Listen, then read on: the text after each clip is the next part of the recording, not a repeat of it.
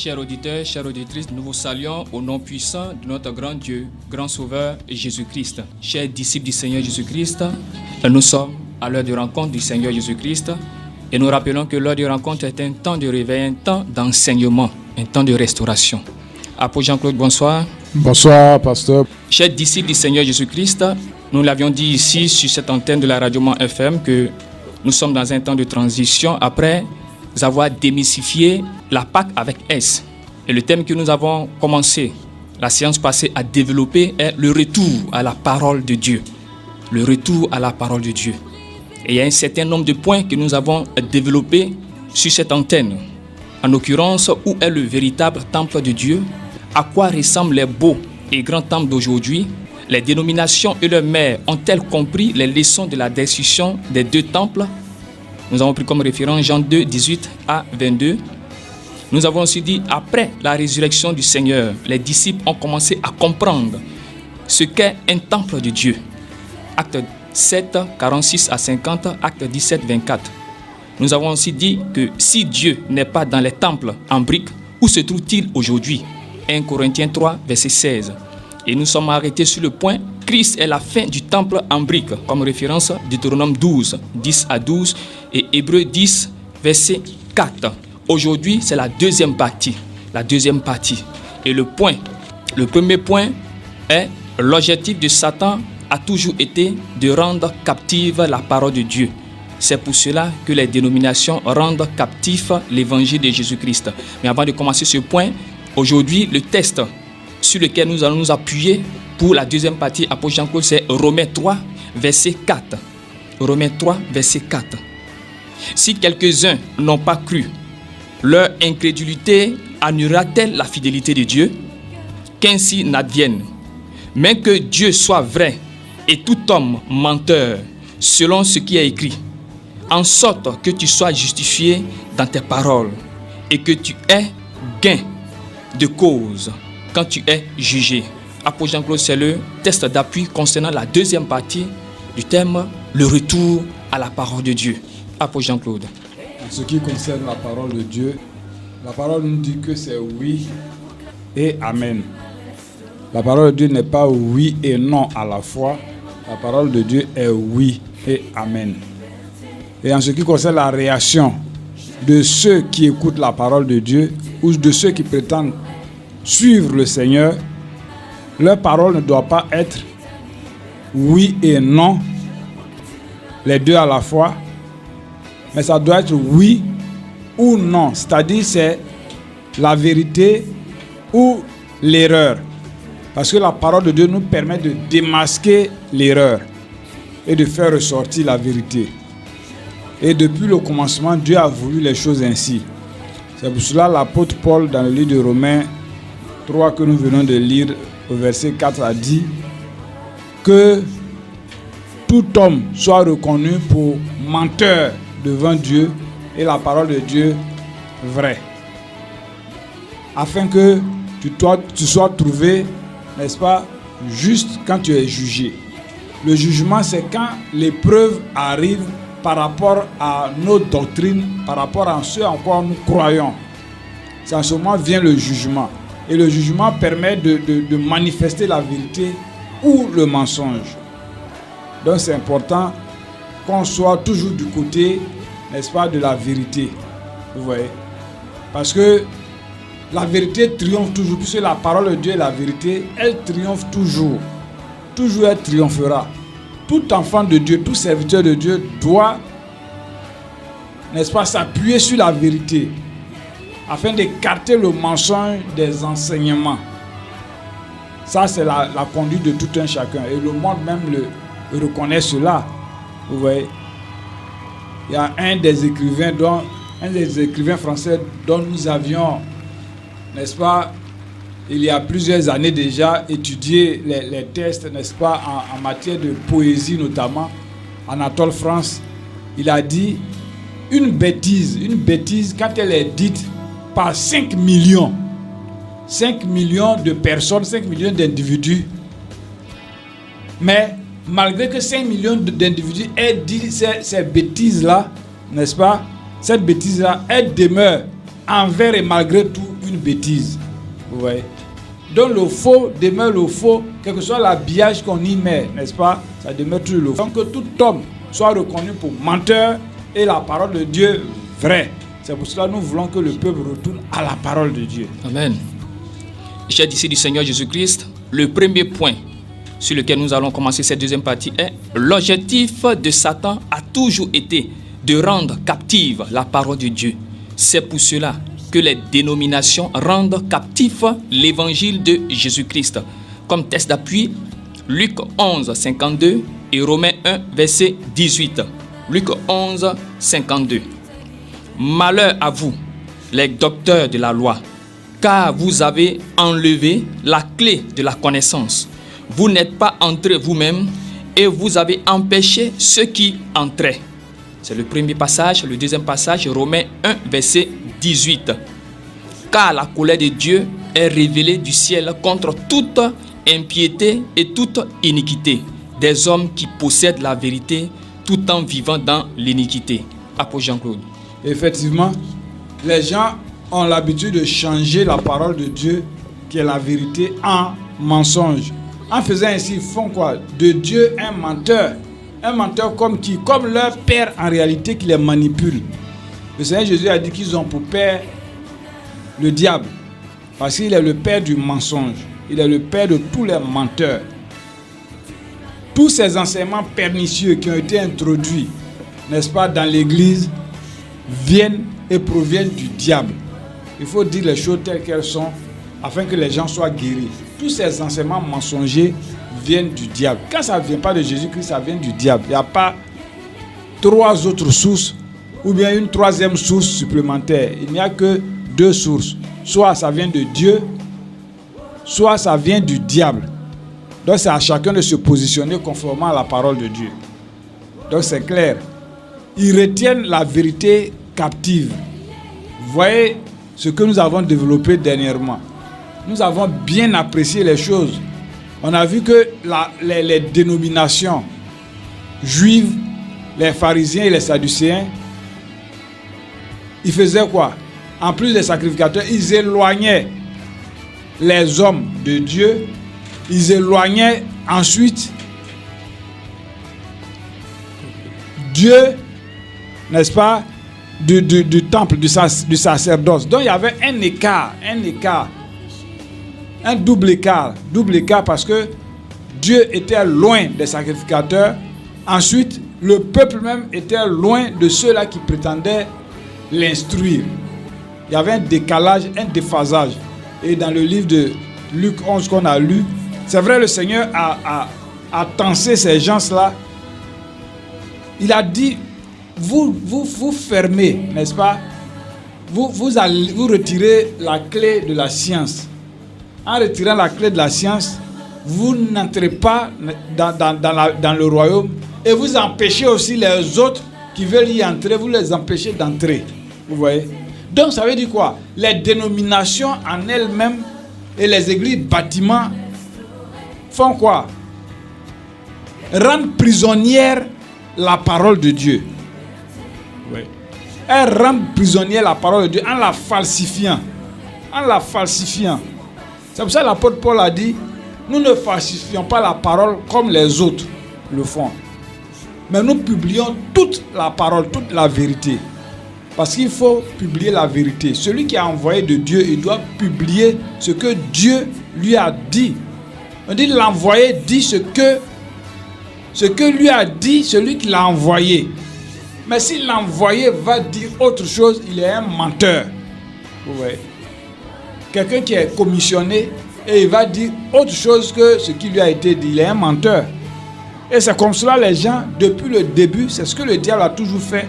Son objectif, c'est de falsifier la parole de Dieu et de vouloir faire croire aux gens que Dieu est un menteur. Souvenez-vous qu'au commencement, dans la Genèse, au chapitre 2, il a dit quoi au chapitre 3, il a dit quoi à Adam et Ève? Il a dit, vous ne mourrez pas. Alors que Dieu avait dit au chapitre 2, vous pouvez manger de tous les arbres qui se trouvent dans le jardin. Mais en ce qui concerne l'arbre de la connaissance du bien et du mal, vous n'y toucherez pas parce que le jour où vous en mangerez, vous mourrez. il vient, il dit autre parole. Vous voyez, ça c'est le dogme. C'est un dogme il avait, n'est-ce pas, émis comme cela. Il dit, c'est pas vrai, vous ne mourrez pas. Mais Dieu sait que vous allez être comme des dieux. Et depuis lors, comme l'homme a commencé, l'homme a cherché à être comme Dieu. Vous voyez. Donc l'homme se fait équivalent de Dieu. Qui a voulu se faire Dieu d'abord? C'est le diable qui a voulu se faire passer pour Dieu. Ayant voulu se faire passer pour Dieu, il a été précipité du ciel de gloire. Et sur la terre maintenant, il s'est dit, c'est le moment de passer à l'action. Il peut être Dieu. Dieu pour qui? Dieu pour les hommes, mais pas Dieu pour le Dieu Tout-Puissant. Ouais. Parce que la parole de Dieu même dit que les démons et leur maître Satan croient que Dieu est un. Vous voyez? Et ils tremblent. Ils savent ça, mais ils poussent les gens à se rebeller contre Dieu. Vous voyez le diable comment il est mauvais? Il tremble devant Dieu et il pousse, il incite les hommes à se rebeller contre Dieu. Vous voyez? Et c'est cela, c'est ça, il a toujours été son plan. Rendre captive la parole de Dieu. Aussi, il rend prisonnier la parole de Dieu. La parole n'a plus donc d'efficacité. Parce que pour que la parole soit efficace, il faut qu'elle tombe dans une terre, n'est-ce pas, qui est appropriée. Une terre qui est propice. C'est-à-dire le cœur de l'homme. Le cœur doit être propice à recevoir la parole de Dieu pour que la parole soit efficace. Mais si la parole même est diluée, falsifiée, elle n'a plus d'efficacité. Il rend prisonnier. Il rend prisonnier la parole de Dieu dans les temples faits de main d'homme. C'est là-bas qu'il rend prisonnier, n'est-ce pas, la parole de Dieu. Il la rend captive et elle devient inutile pour le peuple. C'est vraiment important d'être attentive à la parole de Dieu. Le point suivant, l'une des tactiques de Satan est de changer la vérité de Dieu en mensonge. L'une des tactiques de Satan est de changer la vérité de Dieu en mensonge. Romains 1, verset 25. Eux qui ont changé la vérité de Dieu en mensonge et ont honoré et servi la créature plutôt que celui qui l'a créé, qui est béni éternellement. Apôtre Jean-Claude. On le voit depuis le commencement, depuis que le malin a compris que l'homme, s'il est disposé à l'écouter, lui, diable, il peut facilement atteindre ses objectifs. Vous voyez? Depuis lors, qu'est-ce qui se passe? Le diable change la vérité de Dieu en mensonge. Vous voyez? Il pousse les hommes et les femmes à changer la vérité de Dieu en mensonge. Comment? En devenant lui-même un esprit de mensonge dans la bouche des hommes. C'est ce que ça veut dire. Rappelez-vous que au temps du roi Akab, le mauvais roi Akab, le roi impie, au temps du roi Akab, il y avait, n'est-ce pas, de l'autre côté du royaume d'Israël, il y avait le roi de Juda qui était Josaphat. Voilà que Akab et ses prophètes ont dit quoi? Ils ont regardé, ils ont vu que un territoire appelé Ramoth à Galade, dans le territoire de Galade, n'était pas entre les mains d'Israël, mais était entre les mains encore des Philistins, les étrangers. Vous voyez? Et ils ont dit, ces faux prophètes ont dit à Akab, tu peux aller récupérer ce territoire. Vous voyez? Akab a profité du fait que Josaphat était là, en visite chez lui, pour inciter Josaphat à lui donner un coup de main parce qu'ils étaient déjà alliés, n'est-ce pas, par mariage. Il voulait que Josaphat l'aide à aller conquérir le territoire. Bon, lui aussi, sans discernement, il a accepté. Vous voyez? Il a accepté. Mais avant d'y aller, il a dit non, je trouve que c'est pas, il y a quelque chose qui ne va pas. Attends, les prophètes d'ici disent quoi? Akab dit non, ils disent d'aller, qu'on va être des vainqueurs. Le roi Josaphat, qui était un roi qui craignait Dieu parce qu'il y avait un réveil chez lui, il y avait un retour à la parole chez lui, il a dit, mais est-ce que, à part tous ces prophètes-là, il n'y a plus d'autres prophètes? Il voulait savoir si la chose était vraie, c'était normal, qu'il fallait aller en guerre. Voilà que le roi Akab a dit, oui, tous les prophètes sont là, Mais tiens, il y a un, il s'appelle Michel. Lui, il dit jamais rien de bon me concernant. Tout ce qu'il dit, c'est mauvais. Josaphat a dit, faites-le venir. Ils ont fait venir Michel. Ils disent, bon, on doit aller à la guerre. On doit aller en guerre. Michel, qu'est-ce que tu dis? Michel a compris que c'était, n'est-ce pas, ils attendaient son aval. Il a dit, bon, allez-y. Akab a compris lui aussi. Il dit, bon, je t'ai pas dit, Josaphat, que c'est comme ça il agit. Le roi a demandé, bon, qu'est-ce qu'on doit faire? Il dit, si ce n'était pas à cause du roi Josaphat, je n'allais pas te répondre. C'est ça un vrai serviteur de Dieu. Ça dit, peu importe celui qui se trouve devant lui, il doit dire toute la parole de Dieu. Il dit au roi, n'eût été la présence du roi Josaphat, je ne t'aurais même pas parlé. Et maintenant, il dit, bon, moi j'ai vu, tes prophètes disent que tu dois aller et puis vaincre. Moi j'ai vu toute l'armée des cieux réunie devant l'Éternel, le Dieu Tout-Puissant. Et j'ai entendu Dieu dire, qui va séduire Akab pour qu'il aille en guerre et qu'il périsse. Vous voyez? Donc autour de Dieu, ça arrive dans le conseil de Dieu, les anges, certains disaient telle parole, d'autres disaient telle autre parole, mais il n'y avait personne pour aller à l'encontre d'Akab. Et bizarrement, il y a un esprit démoniaque qui est venu dans l'assemblée et il a dit, moi je vais aller. Et l'Éternel a demandé, comment tu vas procéder?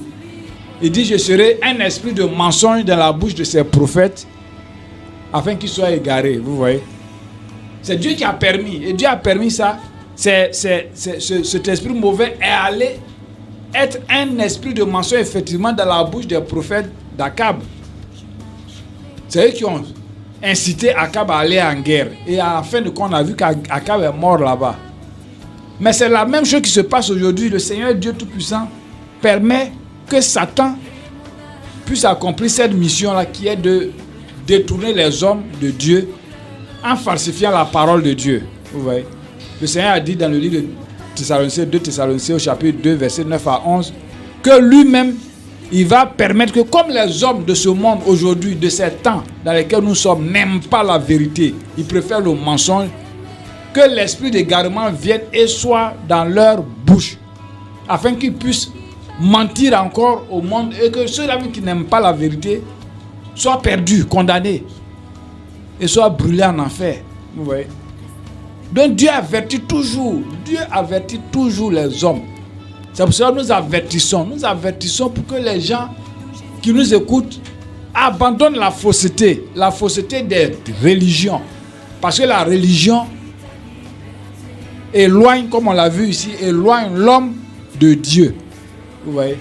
On a vu à travers les édifices, les bâtiments en briques, les temples cathédrales, comment est-ce que les hommes sont éloignés en réalité de Dieu. Ils préfèrent croire en des mensonges dits par des soi-disant serviteurs de Dieu. Ils croient en cela pour finalement se retrouver où ça? En enfer. C'est la parole de Dieu qui le dit.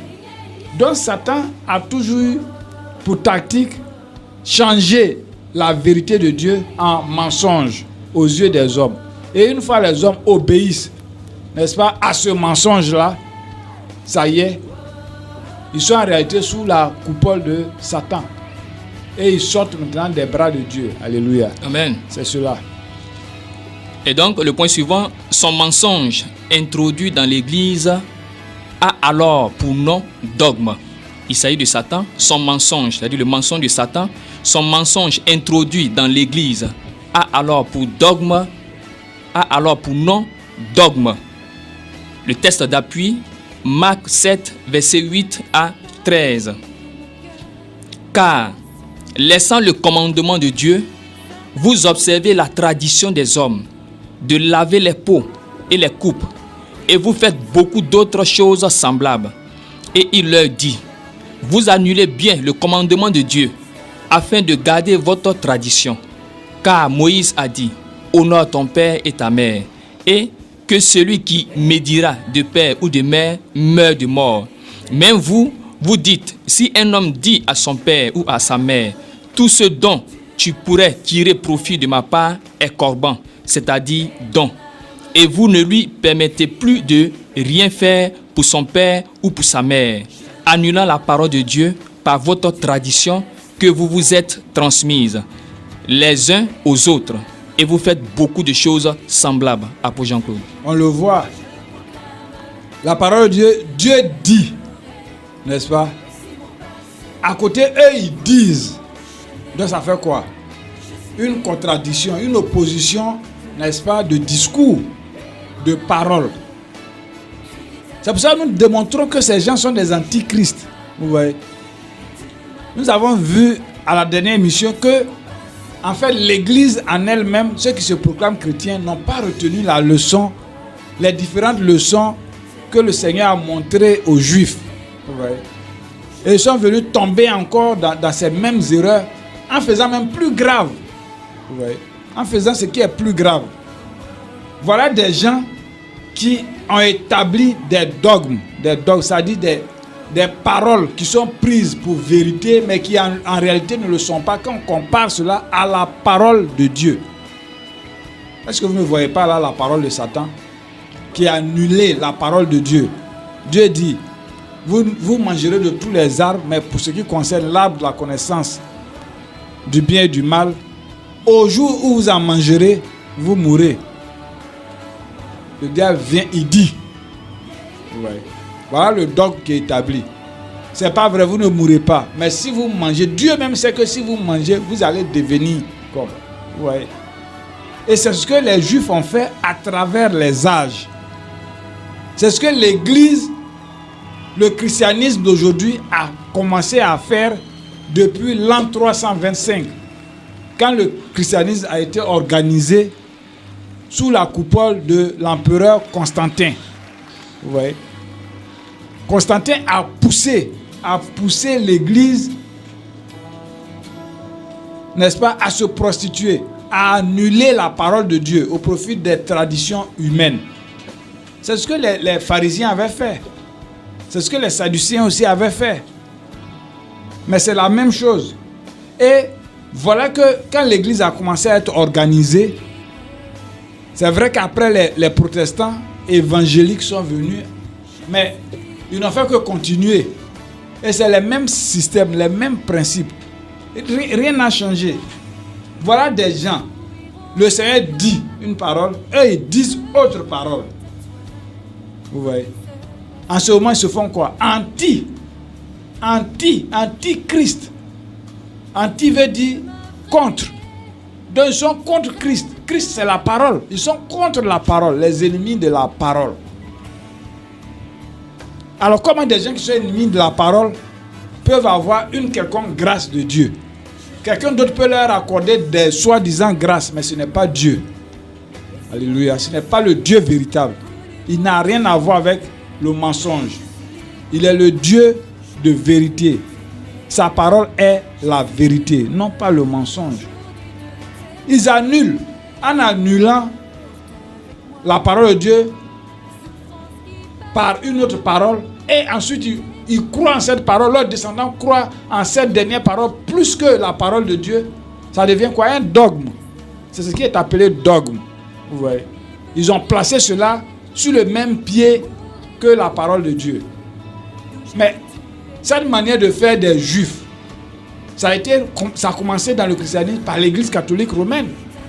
Dès l'instant où l'Église catholique a établi les papes, et ensuite, eux, ils ont pris, n'est-ce pas, l'initiative, notamment en 1870, d'établir ce fameux dogme de l'infaillibilité pontificale qui dit que le pape ne se trompe pas quand il est assis sur sa chair, n'est-ce pas, sur son trône, il ne peut jamais se tromper quand il lance une parole. Dès l'instant ça a été ainsi, le faux a commencé à entrer dans l'église. Et c'est dans ce sens aussi les protestants et les évangéliques ont fait la même chose. Imaginez-vous, ils disent non, on ne fait pas les mêmes choses. Mais quand quelqu'un veut être sauvé, il va voir un prophète de nos jours. Et le prophète lui dit, fais une offrande, telle offrande. Et tu vas entrer dans ta bénédiction. Il fait quoi? Il établit une autre parole. Il se fait aussi un autre pape. Vous voyez? Il se fait un pape à sa manière. Quand dans une assemblée, quelqu'un qui se dit prophète, pour empêcher, n'est-ce pas, qu'il y ait l'immoralité dans l'assemblée, il dit par exemple aux hommes de l'église, après le culte, venez me voir et je vais vous délivrer par le sel. Et il met, n'est-ce pas, des grains de sel sur le sexe des hommes. Imaginez-vous de telles abominations. Où la parole de Dieu parle de ces choses-là? La parole de Dieu ne parle pas de ces choses-là. Mais en établissant une telle doctrine, un tel dogme, il s'oppose en réalité à la parole de Dieu. Vous voyez? Exactement comme l'ont fait les différents papes de l'Église catholique. C'est la même chose. Prenons par exemple le dogme de l'infaillibilité papale, qui montre que le pape ne peut jamais se tromper. D'abord, c'est un mensonge. Parce qu'en son temps, ça envoyait un problème entre eux-mêmes de l'Église catholique. Et c'est la raison pour laquelle il y a une branche du catholicisme appelée les vieux catholiques. Les vieux catholiques, ils ont claqué la porte en ce temps-là. Ils ont dit non, c'est pas possible. C'est la parole de Dieu qui ne se trompe pas, mais l'homme peut se tromper. Vous voyez? C'était un processus. On a vu les déviations que ça a envoyé. Vous voyez? Quand on prend par exemple, c'est à partir du dogme de l'infaillibilité papale, ils ont divinisé Marie. Vous voyez? Ils ont divinisé Marie. Quand le dogme de l'infaillibilité papale proclame que Marie est la porte du ciel. Alléluia. Amen. On voit qu'ils s'opposent directement à la parole de Dieu. C'est des antichrists. La parole de Dieu dit, on peut lire dans Jean chapitre 10, verset 1 à 7. On va voir qui est la porte du ciel. Jean 10, verset 1 à 7. En vérité, je vous dis, celui qui n'entre pas par la porte dans la bergerie des brebis, mais qui y monte par ailleurs, celui-là est un voleur et un larron. Mais celui qui entre par la porte est le berger des brebis. À celui-ci, le portier ouvre, et les brebis écoutent sa voix. Et il appelle ses propres brebis par leur nom, et les mène dehors. Et quand il a mis dehors toutes ses propres brebis, il va devant elles, et les brebis le suivent, car elles connaissent sa voix. Mais elles ne suivront point un étranger, mais elles s'enfuiront loin de lui, parce qu'elles ne connaissent pas la voix des étrangers. Jésus leur dit cette similitude, mais ils ne comprirent pas ce que c'était qu'il leur disait.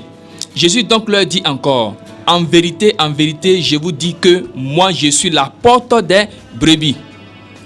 Jésus dit qu'il est la porte des brebis. En vertu de quoi la papauté décrète que Marie est la porte du ciel. Alléluia. Amen. Ça veut dire quoi? Quiconque veut être exaucé, sauvé, doit passer par Marie et non Jésus. Selon eux. Selon eux. Vous voyez? Ça, c'est un dogme. Et tout dogme vient du diable. C'est ce que nous sommes en train de dire ici. Voyons dans Jean chapitre 1, verset 52, de quoi il est question là-bas encore. Jean 1. On va voir si c'est Marie qui est la porte du ciel. Jean 1, verset 52. Et il lui dit, en vérité, je vous dis, désormais, vous verrez le ciel ouvert et les anges de Dieu montant et descendant sur le Fils de l'homme. Alléluia. Amen. On le voit. Il dit les anges de Dieu montant et descendant sur le Fils de l'homme. Ça, c'est du ciel. Hein. Le ciel est ouvert et l'accès, c'est qui? Le Seigneur Jésus lui-même. C'est sur lui les anges montent et descendent. N'est-ce pas? Pour avoir accès au ciel. Donc les hommes aussi doivent passer sur lui également. Mais en fait, ce qu'il a dit est, n'est-ce pas, l'accomplissement, n'est-ce pas, de quelque chose que le patriarche Jacob a vu. L'épisode se trouve dans Genèse chapitre 28, vers le verset 12 à 15 là-bas. Voyez-vous que Jacob allait à, n'est-ce pas, à Padan Aram chez son oncle Laban. fuyant, n'est-ce pas, la colère d'Ésaü, son frère, Jacob est arrivé dans un lieu où il s'est endormi. Et là, il a eu un songe. Il a eu une vision qu'on peut lire aussi à partir du verset 12. Genèse 28, à partir du verset 12. Et il songea, et voici une échelle dressée sur la terre, et son sommet touchait aux cieux. Et voici les anges de Dieu montaient et descendaient sur elle. Et voici l'Éternel se tenait sur elle, et il dit, je suis l'Éternel, le Dieu d'Abraham, ton père, et le Dieu d'Isaac. La terre sur laquelle tu es couché, je te la donnerai, et à ta semence. Vous voyez, c'est de cet épisode-là le Seigneur Jésus parlait. C'est lui la réalité de cet épisode. Vous voyez. Donc Jésus est en réalité l'échelle véritable par laquelle tout homme doit passer pour aller au ciel. S'il y a une autre échelle, ça vient du diable. Vous voyez. Et ce n'est pas étonnant parce que nous savons que la première rébellion a consisté à construire quoi? Une tour de Babel. Une tour qui va jusqu'au ciel. Les gens voulaient utiliser cette tour pour atteindre Dieu. Donc il n'est pas étonnant que là, la papauté a décrété que Marie est la porte du ciel. Ça, c'est un dogme parmi tant d'autres, mais qui est faux, qui est démoniaque. Vous voyez. Mais c'est la même chose aussi pour les protestants évangéliques. Vous voyez. Hormis leur église, ils se disent qu'il n'y a pas de salut. Vous voyez. Hormis ces révérends archibishops et autres, il n'y a pas de salut. C'est pour ça que ces gens ont des paroles orgueilleuses qui sont en réalité contraires à la parole de Dieu. Quand vous entendez un faux pasteur qui est lui-même faux dire à ses disciples, où vous avez connu Dieu? Tu connais Dieu où? Tu connais Dieu où? Regardez-moi cet orgueil-là. Hein? Cet orgueil provenant de la bouche de l'orgueilleux. Tu connais Dieu où? C'est moi qui t'ai fait connaître Dieu. Tu connais Dieu où? Regardez des paroles pareilles. Donc ça montre quoi? Ça montre que c'est les mêmes gens. Vous voyez? Établissant tout le mensonge. Et pour eux, ce mensonge doit être considéré comme vérité. Mais en réalité, ils ne font que copier leur mère. C'est ce que leur mère a fait depuis le début. N'est-ce pas? Eux, ils continuent de parachever ça. Vous voyez? Quand ils se lèvent dans leur tradition en disant pour certains, nous on doit marcher pieds nus, sans chaussures. Parce que Moïse, n'est-ce pas, au mont Sinaï, au buisson ardent, il a vu l'apparition de Dieu. Dieu lui a dit, ôte tes sandales. Donc ils font de ça une doctrine et à partir de là, ils doivent marcher pieds nus. Parce que pour eux, toute la terre est sainte. Est-ce que c'est ce que Dieu a dit? Vous voyez? Quand certains autres aussi viennent, ils disent si les femmes prières ne sont pas voilées, c'est que Dieu ne les écoute pas. Ça fait que quoi? Vous voyez ces femmes-là, même dans la douche, puisque Dieu dit qu'il faut prier en tout temps, même dans la douche, elles vont avec leur voile. Le voile. Vous voyez? Mais c'est des abominations. C'est quand on une vous prison. dit que la parole, c'est une prison, c'est la captivité. La captivité, Dieu est venu pour libérer les captifs.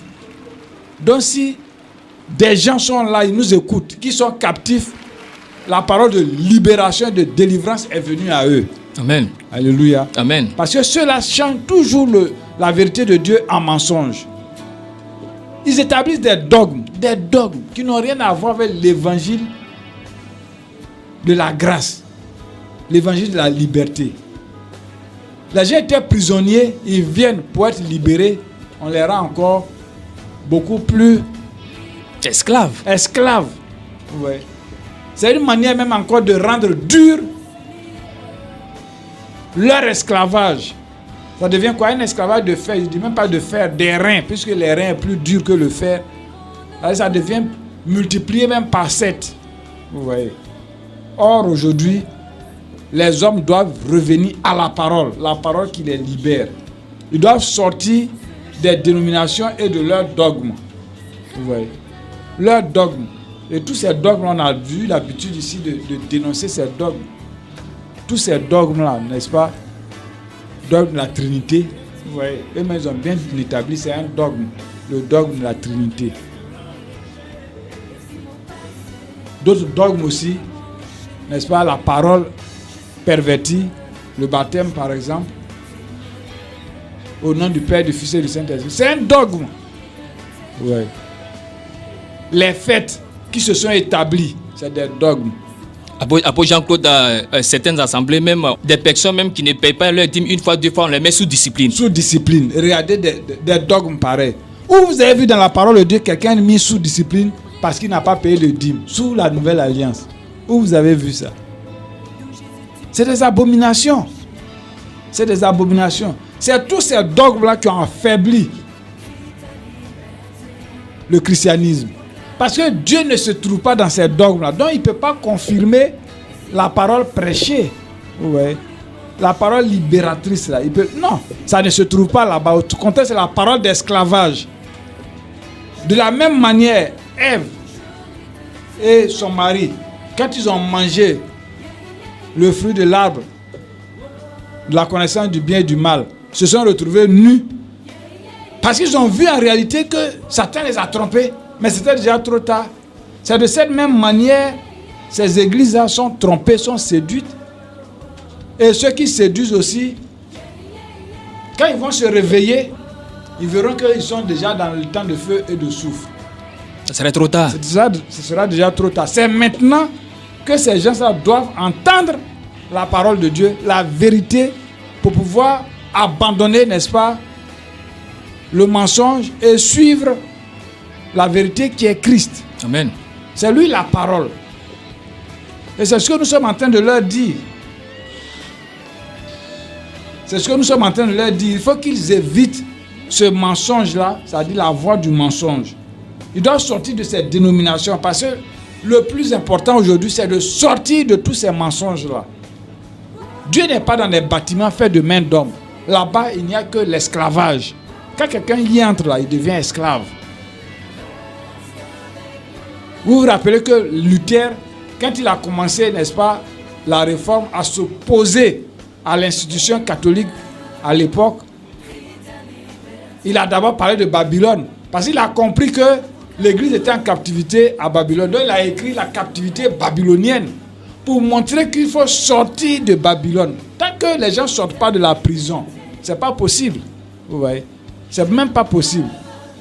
Oh, il faut sortir de cette prison-là pour pouvoir avoir la liberté. Depuis qu'on est libre dans une prison? Jamais.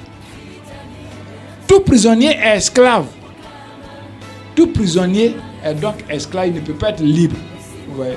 Tout prisonnier n'est pas libre de ses mouvements. Il n'y a aucun prisonnier qui peut dire je suis libre de mes mouvements. Quoique, il peut peut-être loger, n'est-ce pas, dans une chambre climatisée. Une chambre hyper climatisée, mangeant toutes sortes de nourriture de roi. Mais il est prisonnier. Alléluia. Amen. C'est la raison pour laquelle les faux prophètes, ils se targuent quoi, des miracles. Ils se disent non, il y a les miracles. Et vous voyez qu'il y a des gens même qui sont là-bas, ils disent j'ai bénéficié du miracle. Moi, je ne me mariais pas, je me suis marié. C'était même pas possible de voyager, j'ai voyagé. Quel jour miracle sauve? Depuis quand le miracle sauve ça? Jamais. Vous voyez? Vous êtes en prison, bénéficiant de soi-disant lumière, mais en réalité, c'est les ténèbres. C'est la vérité qui est changée en mensonge. Et c'est ce que nous voulons éviter, n'est-ce pas, à nos auditeurs. Chers disciples, ouvrez vos yeux. Le point suivant, Satan a toujours utilisé le fer et l'argile, c'est-à-dire le pouvoir temporel et le pouvoir religieux, pour atteindre son but. Les deux textes d'appui, Daniel 2, 43 et Apocalypse 17, verset 12 à 14. Daniel 2, verset 43. Et selon que tu as vu le fer mêlé avec de l'argile grasse, ils se mêleront à la sémence des hommes, mais ils n'adhéreront pas l'un à l'autre, de même que le fer ne se mêle pas avec l'argile. Apocalypse 17, verset 12 à 14, que nous allons lire maintenant pour les disciples du Seigneur Jésus-Christ, qui est le deuxième texte d'appui. Apocalypse 17, 12 à 14. Et les 10 cornes que tu as vues sont 10 rois qui n'ont pas encore reçu de royaume, mais reçoivent pouvoir comme rois, une heure avec la bête. Ceux-ci ont une seule et même pensée, et ils donnent leur puissance et leur pouvoir à la bête. Ceux-ci combattent ceux-ci combattront contre l'agneau et l'agneau les vaincra, car il est Seigneur des seigneurs et Roi des rois. Et ceux qui sont avec lui, appelés et élus et fidèles. Apôtre Jean-Claude. Effectivement, on l'a vu l'autre fois, Satan a toujours utilisé, n'est-ce pas, les rois, le clergé, n'est-ce pas, l'argent, pour lutter contre le plan de Dieu. Parce que Satan, c'est qu'il peut corrompre le clergé, on l'a vu. Vous voyez. Donc il utilise le clergé et les rois, c'est-à-dire le pouvoir temporel, les rois, les nations, les États, et aussi le pouvoir religieux, le clergé. Et c'est comme ça que Satan a toujours agi pour empêcher le plan de Dieu de s'accomplir. En cette fin des temps, on peut mieux comprendre cela. C'est pour ça que la parole de Dieu nous parle de sortie de Babylone. Parce qu'on a déjà parlé ici, on va en parler encore. Pour que les gens comprennent, en fait, Babylone, la Babylone qui est la grande Babylone qui arrive, comment elle est en réalité, elle a une double face. Elle est politique et religieuse. Maintenant, l'économie vient se greffer là-dessus. Vous voyez? Parce que les pouvoirs politiques ont l'argent. Donc c'est facile de corrompre, n'est-ce pas, le clergé. Satan a toujours agi de cette même manière. C'est pour cela, dans le livre de Daniel, au chapitre 2, Daniel a vu, n'est-ce pas, en interprétant le songe de Nebuchadnezzar, il a vu que la statue, cette tour de Babel que Nebuchadnezzar avait vue, n'est-ce pas, avait une tête d'or, mais les pieds étaient en quoi? En fer et en argile. C'est-à-dire les orteils étaient en argile. Les 10 orteils étaient en argile. Ça fait référence aux 10 royaumes, n'est-ce pas, qui vont constituer, je vais dire quoi, le système de la bête en cette fin des temps. Mais le fer et l'argile symbolisent aussi le pouvoir politique et le pouvoir religieux. Vous voyez, non? Apocalypse 17 nous montre que ces deux pouvoirs-là, en réalité, en cette fin des temps, vont accomplir ils vont manifester dans la plénitude ce qu'ils avaient commencé depuis l'Antiquité. Vous voyez. Ça avait atteint un pic, n'est-ce pas, un grand développement, un grand développement au temps du Seigneur Jésus. Parce que vous verrez que c'est les deux pouvoirs qui se sont associés pour éliminer la parole de Dieu faite chair. Vous voyez. Souvenez-vous que les sacrificateurs, le souverain sacrificateur de l'époque était Caïphe et tout le Sanhédrin, c'est-à-dire le tribunal religieux juif, ils se sont tous entendus et ils ont envoyé Jésus à Pilate et à Hérode. Pilate et Hérode étaient le pouvoir politique. Vous voyez. Et le pouvoir religieux était détenu par le souverain sacrificateur et son conseil, le Sanhédrin. C'est ceux-là qui se sont associés et ils ont en fait condamné Jésus. Vous voyez. Jésus est la parole. Ils ont condamné la parole. Ils se sont opposés à la parole. Donc, c'est ce que Satan a toujours fait. Et c'est ce qu'il fait. Remarquez que en cette fin de temps, ça va atteindre le pic. Ça va atteindre le pic quand cette bête, c'est-à-dire le dictateur mondial, l'antichrist, qui va sortir de l'Union européenne, n'est-ce pas? Quand il va surgir, il va s'associer à qui? Au faux prophète. Au faux prophète qui sera le leader de tous les religieux. Vous voyez? Mais tout le monde sait que ça sera la papauté. Vous voyez? Donc, ce tandem-là, ce duo, va détruire le monde. Mais en réalité, c'est un plan fait par le diable. Parce que le diable, lui, son problème, c'est quoi? C'est la religion. Il veut mettre fin à tout ce qui est appelé religion. Mais en faisant ça, il ne sait pas que lui-même, le diable, le Seigneur, Dieu Tout-Puissant, est en train de l'utiliser pour accomplir lui-même son plan. Vous voyez? Donc, il fait que quoi? Les pouvoirs politiques donnent leur puissance à la bête, c'est-à-dire la deuxième bête, pour séduire la terre, afin qu'eux, ils arrivent après, n'est-ce pas, pour pouvoir détruire cette bête. Mais c'est ce qui s'est passé. Remarquez que quand le judaïsme, qui a été dominé par les pouvoirs politiques, vous voyez, a été corrompu par les pouvoirs politiques, finalement, ça aboutit à quoi? À la destruction du temple, donc à la cessation même de la sacrificature. Il n'y avait plus de temple, il n'y avait plus de sacrifice, donc par conséquent, il n'y avait plus de sacrificateurs.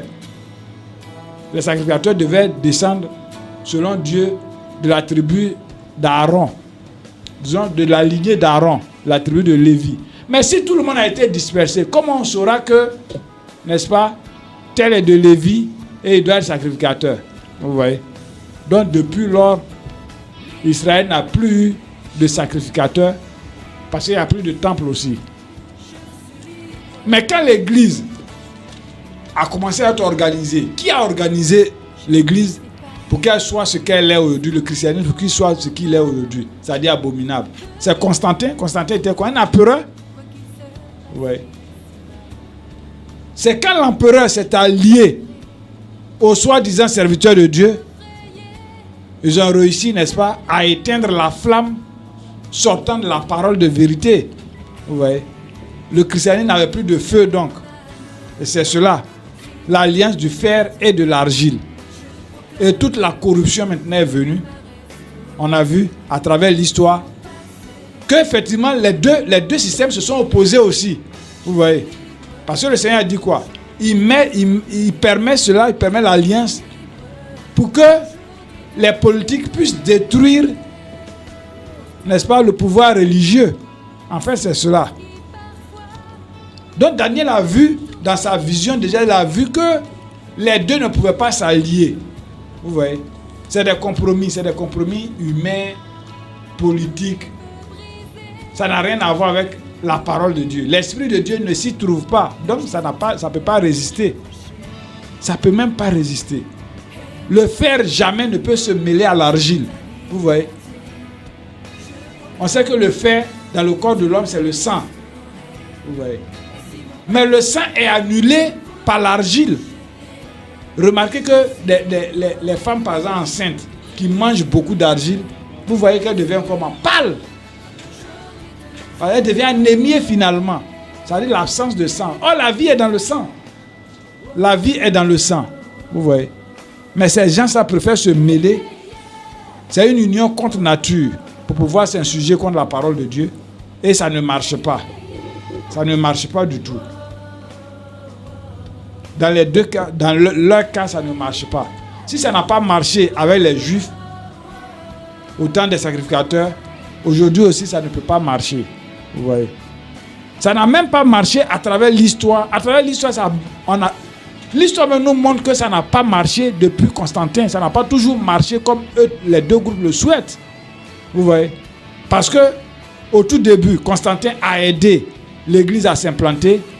Mais juste 3 siècles après, l'empire romain était en faillite. Vous voyez? Il a fallu donc la papauté pour donner de la force à l'empire, c'est-à-dire aux empereurs. Quand on le sait, l'église, non, l'empire romain s'était affaibli.